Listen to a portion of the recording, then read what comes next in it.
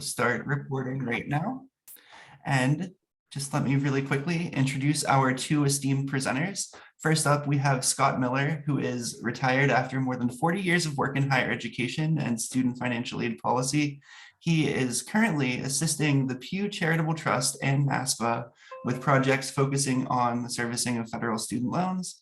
Prior to retiring, in quotes, Scott served as Senior Vice President and Director of Federal Relations for the Pennsylvania Higher Education Assistance Agency. Scott's represented FIA in DC for 21 years. Scott's very proud to have been honored with leadership and service awards from PASFA, including in 2013, PASFA's Lifetime Membership Award. Scott has also been recognized for his leadership by the National Council of Higher Education Resources, NCHER, receiving its leadership and Lifetime Achievement Awards. In the course of his career, Scott's held several senior positions in higher education and student aid related organizations, including the congressionally chartered National Commission on Student Financial Assistance and the American Council on Education. He began his career in higher education as a student advocate in New York State and DC.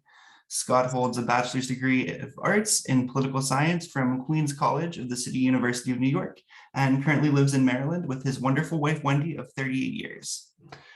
Next up, we also have joining us, John Falleroni.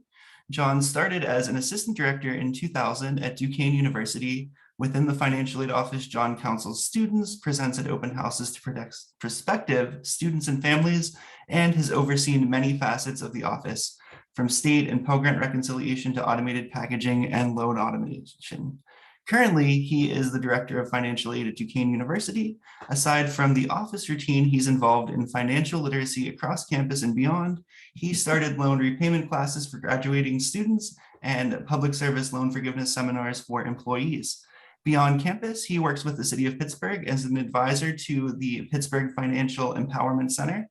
And for 10 years, John has advocated for student aid as a member of NASPA and PASFA committees. As a result, he meets with legislators and policymakers on issues of financial aid and has been interviewed for many financial aid articles, including the Washington Post, US News and World Report, NerdWallet, and the Wall Street Journal. In addition, he's appeared as a panelist on the Pennsylvania Cable Network. So without further ado, I'm going to hand things over to our two esteemed presenters. And I would ask, I'm going to mute everyone except our presenters. If you have any questions, please feel free to put them in the chat and we will address as many as we can at the end. Thanks so much. Thank you. Thank you, Adam. See how well this works. Okay, that was good.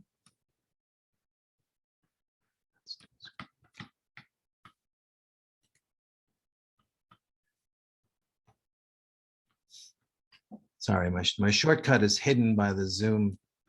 There we go. Taskbar. There we go. Okay. All right. Well, thank you very much. I'm glad to be here. Really glad that John is here with us because it was touch and go, but we got him. He's plowing through off of injured reserve onto the PASFA conference, so which is glad he's here. This presentation is a really good mind meld between John and I. As Adam indicated, John's done a lot of work going out and lobbying, working on behalf of PASFA in the state and in the federal sphere. And we both, worked together on that for a long time. And as we talked about it, we thought about this idea. It's really the idea of saying, like, what is it that lies under? It's not just presenting the facts. There's a little bit more to be able to be influential and be able to have people actually listen to what you say and maybe even absorb it and act on it. To me, these are skills that I learned over a long period of time doing, lobbying for a living, but they also sort of bleed over into my personal life and things I think that I've learned later from seminars and from some other, some reading that I was doing unconsciously, but was actually steering me in the right direction. So I'm going to share some of that with you. And then John is going to fill in, with not fill in, but he's going to talk more about sort of the nitty gritties in terms of how to apply them in lobbying settings. And I'll touch a little bit on that too. So let's go ahead and talk about what is, as John says, an art, not a science. So, I find that, like I said, these skills that I've used are valuable in person, as in real life, as well as in lobbying. On the lobbying side, it kind of all started with this definition of politics that I learned in my Poli-Sci 101 course. And that is activities that relate to influencing actions and policies. And when you think about it, when you peel back the onion on politics, it really is all about trying to influence a process or influence people. And that is really it. Under that, how do you get there is through persuasion, which is what we'll talk a little bit more about today. And that's to move by argument and treaty or expostulation to a belief, position, or course of action. I probably have expostulated from time to time, but I can't swear to that because I'm not 100% sure how you do that. But when I talked before about having learned this in seminars and some reading, I learned about, listening to some psychologists talk about this, and they talk about empathy. And is empathy being the key to all interactions? And it's not just a lobbying thing, it's a life thing too. How do you put yourself in someone's shoes and understand the other person's position? I always related back, even way before the pandemic, the absolute worst venue for human behavior has been airports. People in airports tend to misbehave, tend to mistreat staff, and tend to have, screaming fits. And I used to travel a lot more for work, and I'd be in airport settings and flights would be delayed and canceled and schedule changes and all those things you have to deal with. And you'd be online in front of the poor gate agent, and the gate agent would be there dealing with all these folks. And invariably, the person in front of you would blow their stack, right? Would have a meltdown right there, screaming at the gate agent, not quite understanding why they couldn't create a new flight just for them to get where they need to go tonight. And I always would sit there and cringe, or stand there and cringe, and then walk up to the gate agent. And the first thing I would say, and my daughter saw this time to time too, and always comments on it, and look at them and just say, "I'm so sorry. That was just uncalled for. I don't know what that person was trying to do. That's not your job. How could they do that to you?" And it would at least get a sympathetic look back from the person on the other side, and maybe sometimes actually turn into an upgrade or an actual change in the flight. It really had results, and it's sort of something that like I said, this is one of those things I sort of did unconsciously. But when I learned about it, I realized, wow, that really was a good starting point, and it's a good starting point for a lot of relationships. And part of that also is acknowledging limits in people. Again, in the customer service setting, when you're on the phone trying to get a refund or trying to get a product replaced, at some point you have to realize this person may have reached the limit of what they can do, and you have to make decisions about whether you need to go further.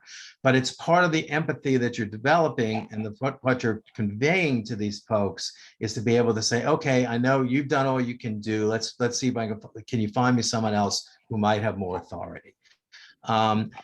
Again, part of empathy is expressing this sort of concern and understanding, and trying not to push people further than they can go. In a legislative setting, you can't get a staffer to commit that their boss is going to vote in a certain way, or take a co-sponsor an amendment, or whatever you're trying to get them to do. You have to sort of allow them to say, yes, I need to run up the chain, rather than sit in front of them and say, no, I need to know right now. You need to tell me this right now. Usually in that setting, the answer may not be what you want to get. You guys know this really well, because you sit across from students and parents, on a daily basis. At least you used to. Maybe you sit on a Zoom screen between students and parents more than you used to. But what people want in their daily lives is to feel good about themselves.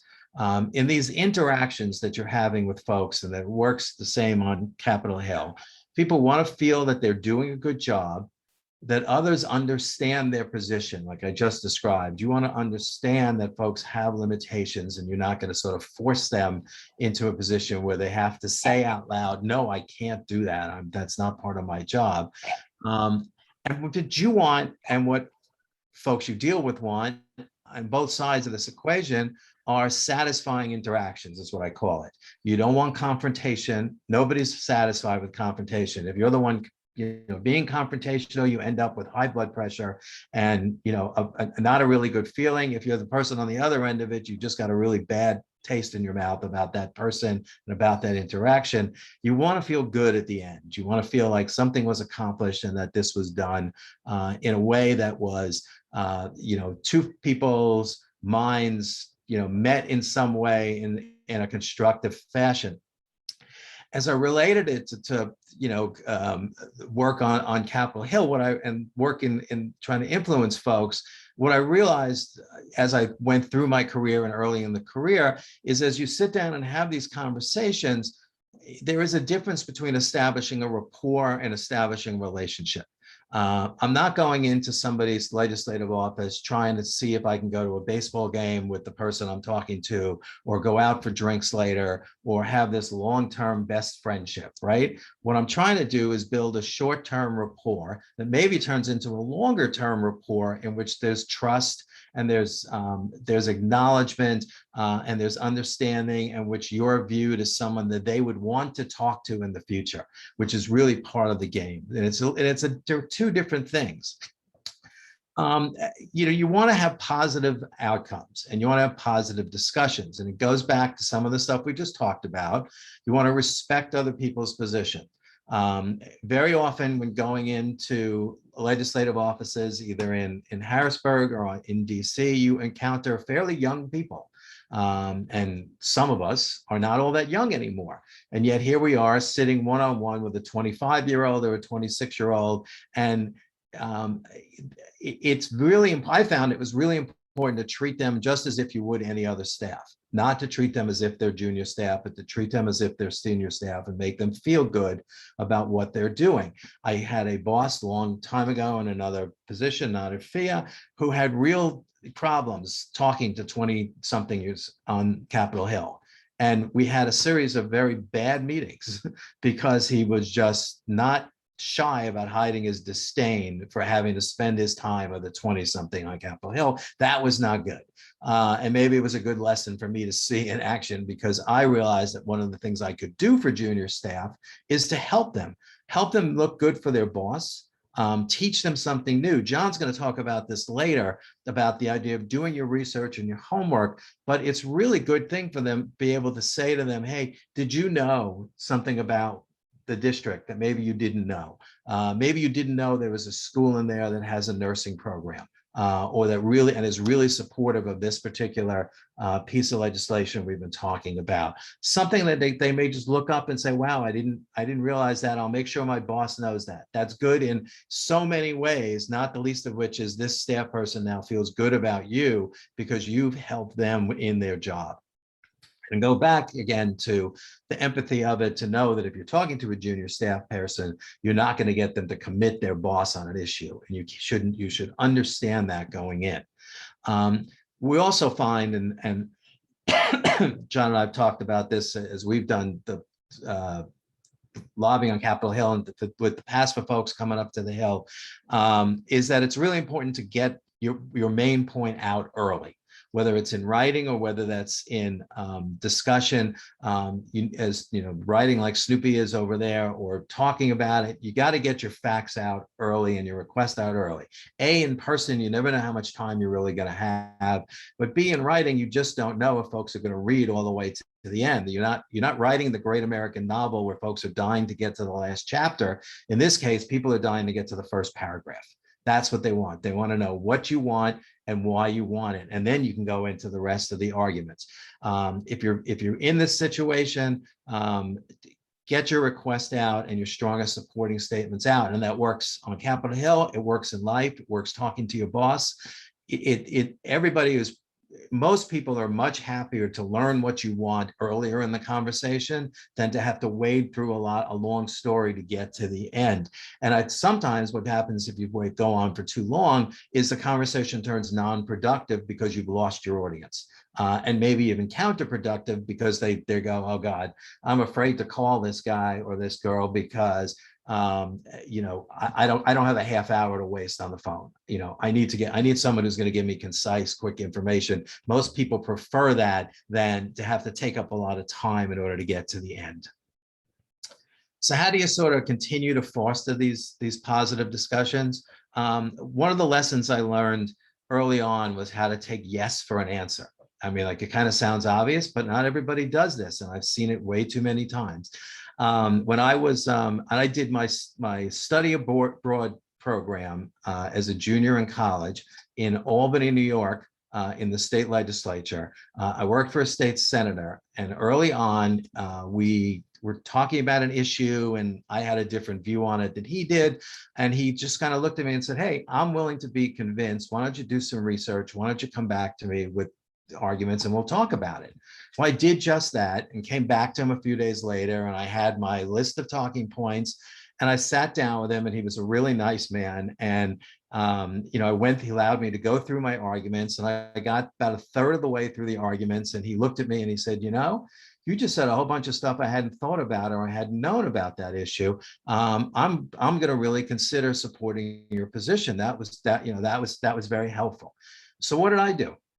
I kept going, right? I had like 8 more points. So I just keep going. And he looks at me very quickly and says, okay, did you hear what I just said? I just said you were persuasive. You got me there. Why are you still talking about it? And he went on. He was terrific, and said, the more you say now you're risking the fact that I might find an issue. I might find a piece of information that makes me change my mind. If you've already got yes, move on and go on. And it's a very important lesson, I think, both in lobbying and in life, is that if somebody says yes, take it, say thank you, and move on. If you've got 8 more points, save them. You don't need them for right that second. The flip side, of course, is you need to, develop a little thicker skin and understand when the answer is no. Sometimes you just have to accept defeat and move on. Sometimes you may find out that you've reached the limit of a person's authority. I mean, I've had those conversations. I've had those phone calls. Sometimes they come from staff or from junior staff, and then you sort of think, well, maybe I can go up the chain a little bit, but if you're going to do that, you do that sort of with the knowledge of the junior staffer. So if you say to the junior staff, okay, I understand your position a bit about it. Would you mind if I had a conversation directly with your chief of staff to talk through this? I've also had conversations on the phone with members of Congress and in person who've said no, and I realized that's it. There is no going over their head. They're done. And what you need to do is to figure out how to say graciously, I understand. I wish it was better. I wish we could talk about this again, and go back and think about it and see if there's some way you can modify your position that maybe would be more persuasive. Is there a middle ground? Is there some other way that maybe you could convince this person? But by the same token, you have to do that under the presumption that likely, because they've said no, the answer is no, and you just have to move on. It's, like I said, it's all part of developing that thick lobbyist skin. So my final thought for you really is that that's the bottom line, is somehow you've got to leave folks happy. You want these relationships to continue. You want people to want to, as they do with John, use him as a resource. Keep coming back to you. You want them to be happy when they come into your office. They want to learn, is what I've found over the years. And when I brought many of you on PASFA trips up to Capitol Hill, one of the things I've emphasized to you is you guys are experts in a field, and you have a lot to say. One of the very early pieces I got from a very early mentor was to tell them something they don't know. Give them a fact they don't know. John's going to talk about this, about doing the research so that you're able to do this. Excuse me. But what you want to do is make yourself memorable, and in a good way. You don't want to be the guy that screamed. You don't want to be the guy that turned red in the face. You want to be the person that, rambled on and didn't go anywhere. You want to be memorable in a good way. embarrass John and tell this, the story that we went into a congressman's office, the group of PASFA folks, the legislative aide there. She was very interested, but you could tell not very, didn't have a lot of in-depth knowledge. John tells a wonderful story about the family that lives on the lake in the giant house that got need-based financial aid, because somehow through the FAFSA formula. Literally, I was back in that office in 2 weeks, and she comes out to see me and she says, that guy that was in there the other day and talked about the lake, I've told that story now 3 times, including to the congressman. I mean, like, there's nothing more memorable than that. That is exactly what I would always hope would be the outcome, and it's what you'd like to do. Again, some advice I got really early on, which is, be nice to people because you never know where you're going to see them again. I use this really cliche lyric here from a great song and from the end of the movie Dr. Strangelove, if any of you know that. But you just don't know where, you don't know when you're going to meet somebody again. And you always want to be able to have them look back and say, hey, I had positive interactions with that person. That person understood me, and I'm happy to see them again. So with that, I'm going to wish you happy Halloween, and turn things over to John. And, I know questions are being collected, so I'm not going anywhere. Plus, John's asked me to run his slides for him so he doesn't have to, Lefty doesn't have to do it here. So I'm happy to do that. So John, all yours. Thanks for running the slides, because it took me like 10 minutes to get my mouse over to the mute button to unmute myself. So I'm grateful for that. And I was thinking, gee, if I have to drive the slides, that'll be a problem. But I guess the first thing is, Scott, you approached me about this over the summertime saying, I'm thinking about doing this for PASFA, and I'm thinking about, and I've done those kinds of presentations where you kind of go through the nuts and bolts of how do you go through, making a meeting and things like that. But something was different about your approach with that idea of empathy. And, when you explained it to me, and at first I was kind of like, this is what I do, yada, yada, yada. And then when I started thinking more about how you explained it, about using empathy, using that way to relate to people, I really was intrigued, because I think in a lot of ways, I wasn't cognizant of what I was doing. I mean, I was kind of, I could lay this out and go through the motions and explain it scientifically, but I didn't realize the motivation behind it was really empathy, like you speak of in this presentation. So I'm flattered that you asked me to present at this, is co-presenter for this. I hope I add something to your presentation. Not sure I'm going to, but when you approached me about this, I started thinking. Okay, false modesty, John. We're just going to get away from that. So, but yeah, you're pretty good at this stuff. I've seen you in action. Yeah. So with that, if we move on to like the first slide, it is like Scott says, it's an art and not a science. And it really is. You could go through these things and check all the blocks and say, I'm going to do this, and that's going to, lead to a successful visit. But it's not that. It's an art behind it. I've heard psychologists say that if you're in a miserable mood, or, your right arm's in a sling, and you're feeling horrible after surgery, if you force a smile, you'll actually start feeling better. There's actually like some physiological thing that will start you feeling better. And I started thinking to myself, like, I suppose that's true, but it's the motivation to make yourself smile and to hold that smile and to say, I'm doing this so I feel better. It's the autonomy behind it's you going in it. It's not the science of, I smile, therefore I'm happy. It's, I want to be happy. I want to forget about this sling on my arm. I want to get, literally shoulder through this presentation. I'm going to smile, and I want to be happier about this. it is kind of the art and the science meeting, but ultimately it's that art, it's that first step. It's that motivation behind that step. And, you know, when you meet, you've just got to have that motivation. And I never understood it until Scott approached me with this and saying, you know, it's that idea that I want to be empathetic. You know, the first rule of writing, I remember, you know, being in high school and in English class was, you know your audience. And that rule applies to any personal meeting. Know about this person, know who you're meeting, know the audience, know who you're writing for, know who you're meeting with. The more that you understand about that person, the more you can relate to that person, the more empathetic you could be to that person. And that more that person can relate to you. And it starts even before you think of the meeting, you know, before you even think of going down to DC. You know, Linda Anderson's on the call, and she probably noticed this about me. You know, before we even went down, I was researching about every district that we would meet with. You know, is it a suburban district, an urban district? Who are the employers there? What's the schools there?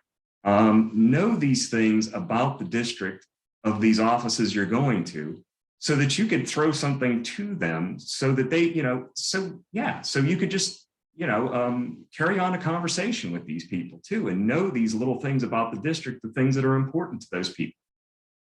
Go beyond the office contact information.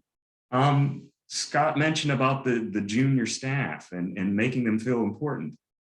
Know about them. It's amazing what you could learn, just little bits and pieces from people. You know, Connor Lamb out in, you know, the district here, his staff person who I correspond with actually went to W&J, and she's from Bethel Park. So, you know, she knows the South Hills, she knows, you know, private schools. She, you know, those are all things that, you know, you could kind of, you know, have something in common with that person.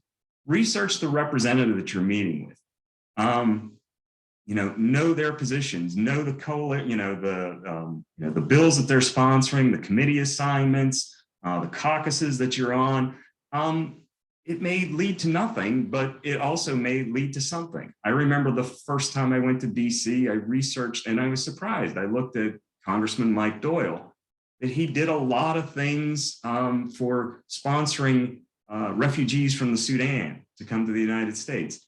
And oddly enough, we had a student that would come into my office, and he was one of those lost boys that you hear about that was on 60 Minutes and a Pell recipient. So I got him, that student, to write a letter, figuring, you know, this is something that, you know, hey, this is something that this congressman appreciates. And maybe it did, maybe it didn't. It was just a letter. Who knows if it went anywhere? But you were still looking for that way to kind of relate and kind of, this is something that's important to this congressman.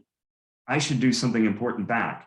And conversely, the student that was from the Sudan, I actually read the book, They Poured Fire from the Sky. And, you know, I read about his life and I asked him about this, like, you know, hey, were you at this event that happened where you had to cross crocodile infested rivers? And, you know, he said, yes. These are all things that, you know, I was empathetic with that student to allow him to write the letter back to the congressional delegation. All this empathy, learning about that person, putting themselves in their shoes, that all goes into all this idea of just fostering that empathy with the person that you're meeting with, whether it's the congressional district or whether it's the student that you're asking to write a letter. You know, that's your ultimate goal, is to understand. Prepare yourself for the meeting. Remember that you probably will be the financial aid expert in this meeting, and be prepared for this. And when I say be prepared for this, I don't mean like, oh, you've got to just turn it up one notch and be just the guy with every answer and rattle off every statistic. Be prepared for this yourself in knowing you're the expert. Do they really want to hear an expert? You know, oftentimes people don't relate to experts. I've seen a lot of, you know, with COVID-19, you see a lot of experts on television right now. are they rattling off every statistic, or are they trying to make it to me to understand? And you know, they themselves are reaching out and, you know, putting themselves in my shoes, the common person, and trying to make me understand what's going on. So oftentimes you may be the expert, but a lot of times you need to be more human than expert. And then if you're more human, you could gradually shift into being the expert. And also the flip side of this, be prepared not to be the expert. Sometimes you're going to walk into an office where that person across from you is going to know everything. And, you know, is going to know a lot more than what you know, and has a lot more information to go back to you. And so that could be, like Scott says, you don't want to be memorable in not a good way. And when you're unprepared and you know, kind of went into it and went toe to toe, and you know, it was pretty obvious that you lost, it doesn't come across well. It doesn't, you know, it doesn't play well. So, you know, there's this idea that when you go into an office, I always try to say, like, and I remember this from, he was from NASFA, Stephen Payne, right? He used to work at NASFA. He told me this one time when I was heading into a meeting. He says, you know, don't go into the weeds unless you can get out of the weeds. And that stuck with me a lot of times, because it's all this time, because I thought to myself, like, oh, just don't bore them with all these expert things, or don't go down this road in case they could come by and they may know more than you and you're shown up. But it's also, don't go into the weeds, because you could be boring them. Like Scott says, it's that first paragraph. It's not the great American novel that you're writing and going on with. Sometimes people just want that, you know, a good soundbite, something light, but something factual to go with. You know, so keep it light, but do the research and have those memorable sound bites and statistics with you, armed with you. You may not use it at a particular time, but if you have them kind of like, you know, hey, that's one quill in my, you know, that I have, one arrow that I can launch or whatever, have that ready and knowledge with you, but use it at the appropriate time.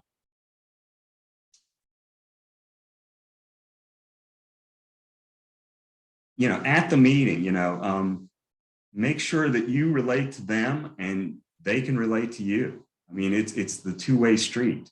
Look for appropriate moments to use your research and anecdotes. Not everything's appropriate.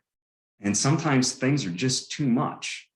So all the research, all the statistics, all that, it could just, you know, I myself, I tune out. I'm sorry. We work in financial aid, but I'll be honest, I can't sit through financial aid dissertations myself. I really can't.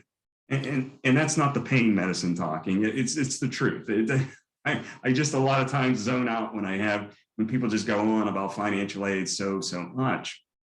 You know, imagine it for a lay person. Imagine it for somebody that, you know, is seeing and meeting with people so many times, you know, so much, and their day is just spent, you know, one meeting after the other in their office, people talking about things that are important to them. You know, listen, that's a big thing. You know, listen as well as speak, and be prepared to have your ideas challenged. Scott mentioned about that, know when to accept yes, when somebody's saying, like, I agree with you, you know, let's move on. Listen at times for things that challenge the way you think of things and accomplish your goals. One thing that I always remember, and Scott was there, Linda was there, we met with, you know, a policy analyst early on, and I brought up the question about, you know, hey, this data retrieval tool, it was supposed to solve all our problems. We're not going to see verifications as much. The problem is nobody's done their taxes when people go out to, you know, to do these FAFSAs. And, you know, this person just shot right back. Prior, you know, and nobody had heard of this. And, you know, we're all taken aback, because it was like, well, you know, you want to use the previous year's taxes that are on file. Well, doesn't this and doesn't, you know, and this person came back with no, the changes aren't that much. No, there's this. Well, we could build in things. We could allow for professional judgment. We'd still do, and all the answers were there And it was one of those things like, I did get the answer I wanted. Here's a way to solve the issue of people are trying to do their FAFSAs before the taxes are done. If I listen, and when I was listening to the answers, I was prepared, just be prepared to have your preconceived notions challenged in a way to get to that, yes, here's something that we want, One other thing that I always talk about too is when you're going, never complain about too much work. Scott knows, those staffers probably spend, 14-hour days and get paid very little, go look them up through the Freedom of Information Act. They have their salaries listed and you'll be shocked to see, gee, they really don't make that much, these staffers. And yet they're probably there at 7 in the morning and don't go home till 8 o'clock at night. They work a lot. You put yourself in their shoes. They do a lot of work. But never complain about work being, about too much work from your end, because, they think you're the hero, that you're helping students. You don't want to come across as somebody just griping about your job. Nobody wants to hear about people griping about their job.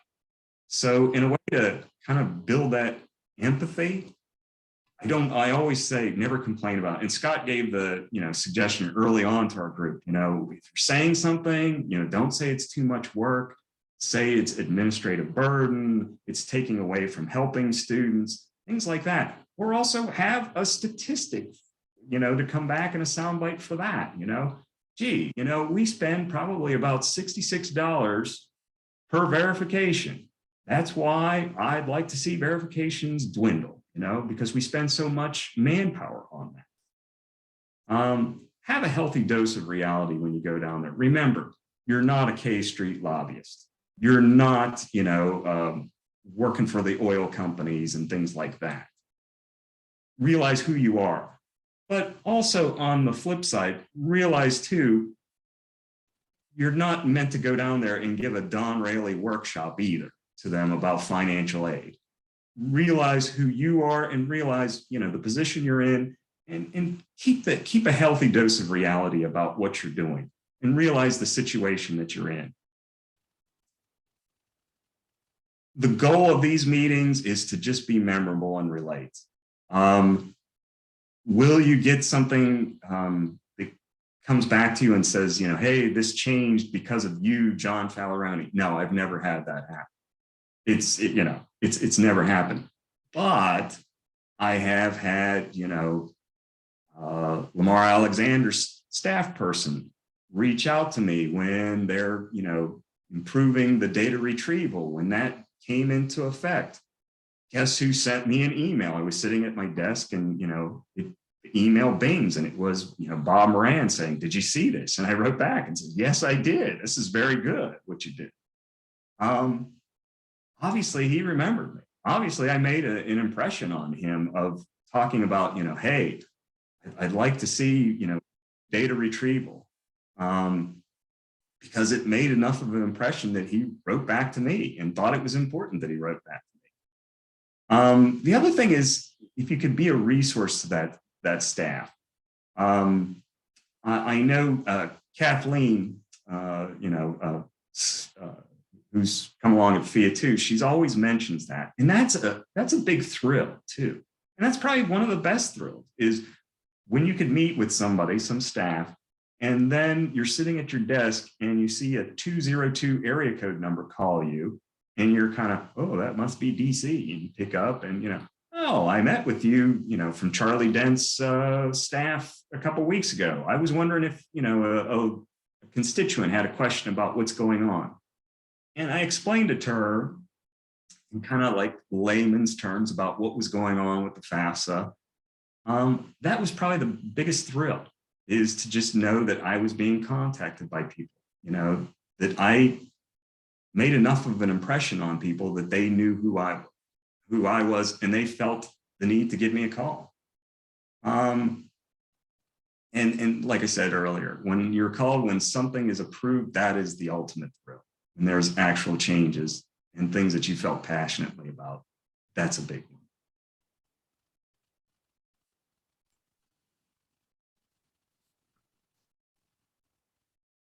I threw this in. We were kind of wondering about, how how things are in the Zoom world and operating in the Zoom world. And, did COVID change everything? In some ways it does, in the Zoom world, there's this barrier between people. It's harder sometimes to be memorable, to be empathized when you've got this barrier between people. But and attention spans are just diminished. And everybody that's on this call, I know most of you are just clicked off your video screen and are sitting at your desk doing something else. It's like that healthy dose of reality. I hope everyone's glued into the screen and is just riveted to this presentation, but I bet you there's a lot of you that are like, oh, I got to get to this email, I got to do this. I know what goes on in the Zoom world, and somehow you've got to cut through that. Somehow you've got to get your empathy through your internet connection. I was very surprised. Stephanie Zeppenfeld from our government relations team, she organized a advocacy day at her community college, and she invited me on the staff, and she invited Congressman Dwight Evans.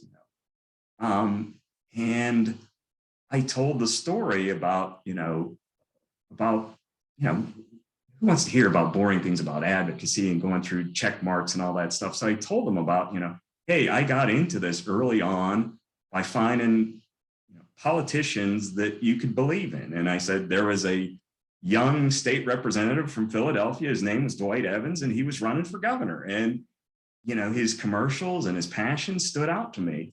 And I said, I'll always remember that. And I said, you've got to find somebody like like a politician that you could just feel passionate about and feel strongly about, and that could motivate you to go on.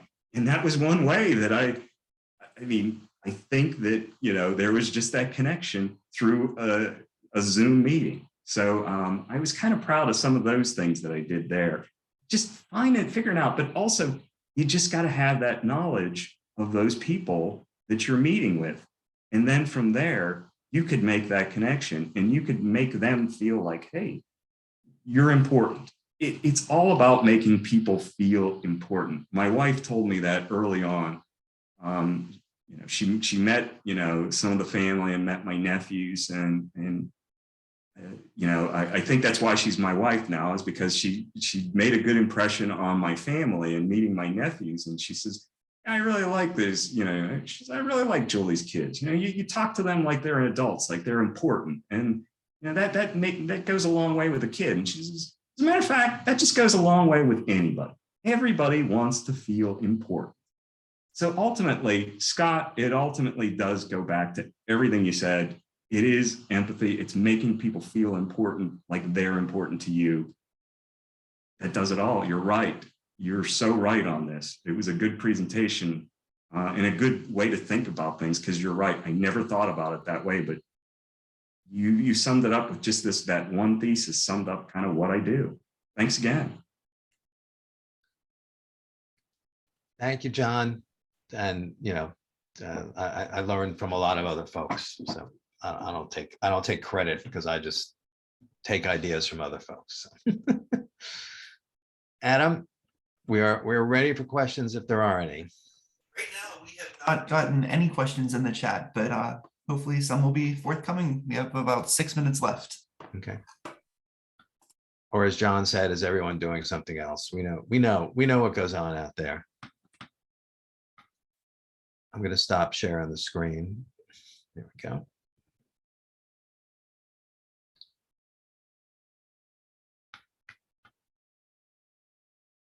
Well, it's fun to be back doing a PASFA presentation, and actually it was fun doing something different, and it was a lot of fun working with John. So I'm thankful for the opportunity. Scott, once again, your idea was spot on. I never thought about it that way. We kind of get into this idea of like, oh, checking blocks, and if you do this, then this, then this, then this, but it's the motivation behind checking those blocks. And you're right. It is all come down to, how can I feel for this? How do I make this person feel important? How do I make them feel good? You're right. It is all down to that for every relationship. Well, that's wonderful, because Scott, you're always welcome at PASFA, no matter no matter what. You've done a wonderful job for us. And John, congratulations on the director position at Duquesne University. So that's fantastic. So Thank you, George. I'm glad PASFA survived your year. I don't know if I can. Well, we do have two questions that just came in. Tiffany asks, do you have any advice for dealing with people who have already made up their mind? Go ahead, John. You know, I don't think arguing solves a lot of things when, you know, we go back to, you know, just going toe to toe. Gosh, if I had both fists, I kind of, you know, but I mean, you know, just, you know, slugging away is not, you know, like that's not going to accomplish much, I don't think.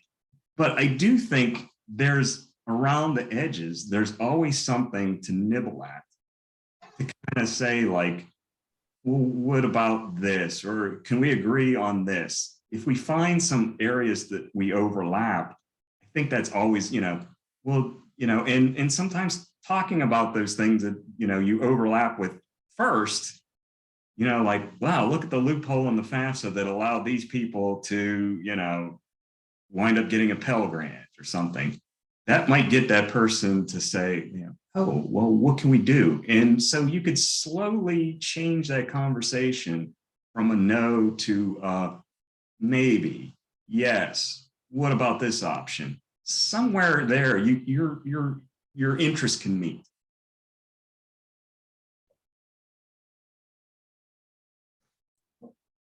Yeah, I agree with everything John said. It's exactly the way I would have responded. You just have to avoid the confrontation. I mean, these days is tougher than it used to be, but you have to just, you know, accept other people's positions sometimes. And as John, I like this phrase, nibble around the edges, see if you can make a little bit of inroad, you know, one little bit at a time.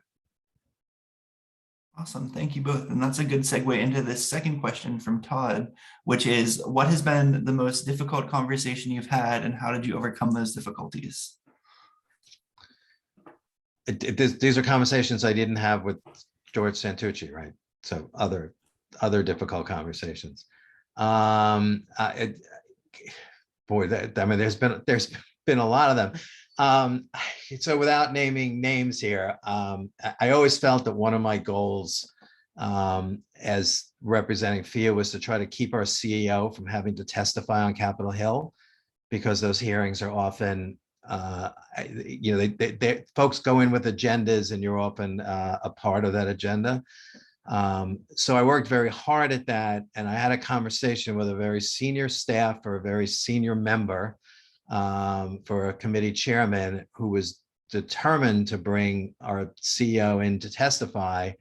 And I just put my foot down and said no. And perhaps, you know, at some point, you know, the conversation led to, well, the senator's going to call him. And I was kind of like, okay. And I think that surprised the person on the other side that I was willing to just say, like, if you want to go to that length, like, go ahead. And it got a little heated. And the nice part was about a week later, I got a call apologizing for having tried to push me so hard. But sometimes you just got to hold your ground. I mean, it's sometimes your job is to protect, my job was to protect FIA and protect the senior management. And I was doing my job, and eventually other folks understand. And it was kind of her showing me, I think, some empathy back.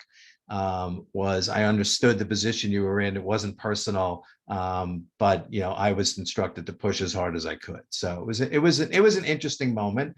There have been others, but that's an anecdote I probably haven't told, and I maybe wouldn't have if I wasn't retired.